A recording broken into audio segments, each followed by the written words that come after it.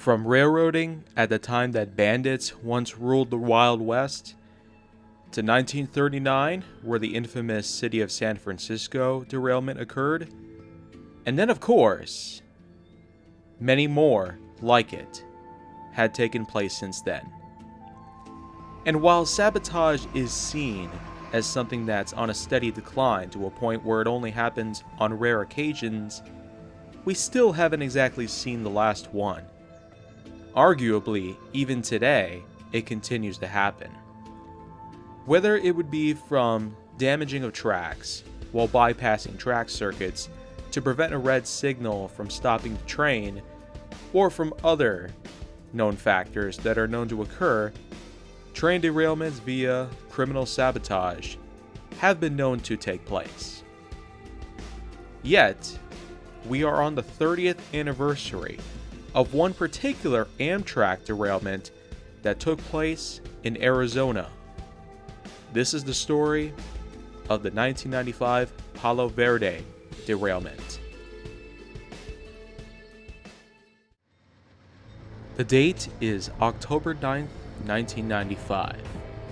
Amtrak's Sunset Limited, which at the time was just 2 years off of a certain terrifying accident known as the Big Bayou Canyon Tributary disaster, which had killed 47 people and injured 103 more, was destined to its final destination in New Orleans, Louisiana. Originally, the route was scheduled to arrive in Miami, but because of the Big Bayou disaster, it would be scaled back to New Orleans, where the train was delayed for about 30 minutes due to some maintenance work that had to be done. Southern Pacific tracks, which led throughout most of the line on the way to New Orleans, were which the train was scheduled to travel through. A part of this was the Phoenix subdivision, which at the time included a non-stop service through most of Arizona. While a few scheduled stops were made to take place throughout the state, Palo Verde, the small valley and township, was not a place that it was scheduled to stop at.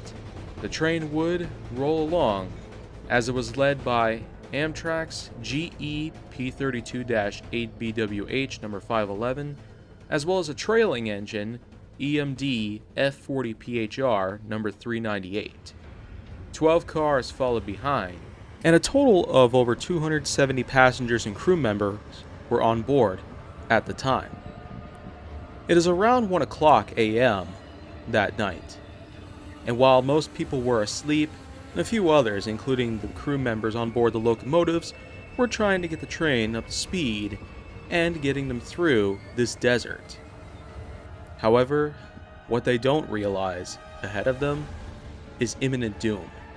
Doom that of course was made by very stealthily and successfully managing the tracks so that way a red signal wouldn't pop up. Clear signals showed their way through. And once the train entered a bridge in the clearing of Palo Verde, it happened.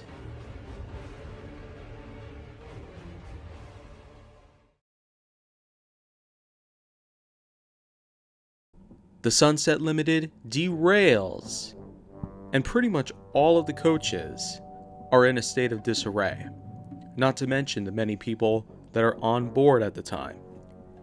The lead locomotives and baggage car managed to come out perfectly fine. However, the first 3 coaches that followed the baggage car, including a few superliners, were all on their sides, off of the bridge. The 4th coach following ended up being diagonal, crossing through from the bridge down to the ground, barely escaping a majority of damage. And as for the Vista car, or lounge car as it's known as, it also derailed, and same with another coach following it. The rest, however, managed to stay upright and avoid major damage. While a majority of people were okay, one man aboard the train, a sleeper car attendant, Mitchell Bates, had unfortunately succumbed to his injuries after being flung around by the chaos. over 70 more people ended up being injured as well. Ever since the 1993 Big Bayou wreck, this is seen as one of the Sunset Limited's most unlucky moments in railroading history. The fact that 2 incidents occurred within a 3-year period does make you wonder, was this train truly full of bad luck? Some people seem to think so, as many recalled both of these incidents happening, while also riding this train even to this day. NTSB investigators as well as the FBI would show up, because upon closer inspection, they figured that this was indeed a plot made to intentionally cause death and destruction of property. They found out that the rails had slightly been misplaced, allowing for the train to jump the tracks. It's the same sort of thing that happened with the city of San Francisco in 1939.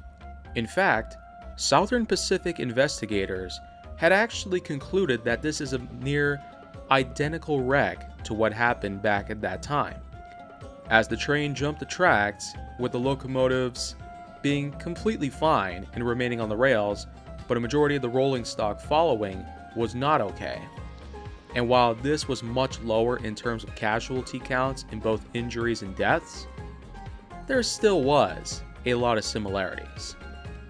The main thing that can be spotted in both of these incidents is that track circuits were somehow bypassed so that the signaling system would not detect a track break and therefore not put up an emergency red signal, preventing the trains from getting anywhere near this damaged track. As the train was lying in the dry riverbed, there were actually remnants of typewritten notes laid behind at the crash site. One of the notes was picked up by a passenger known as Neil Halford, who was originally traveling to San Diego from his home state of Oklahoma via a train. When these notes were delivered, it turns out that they were directly meant for this crash. They attacked the combination of the FBI as well as the Bureau of Alcohol, Tobacco, Firearms, and Explosives, nowadays known as the ATF, as criticism against local law enforcement.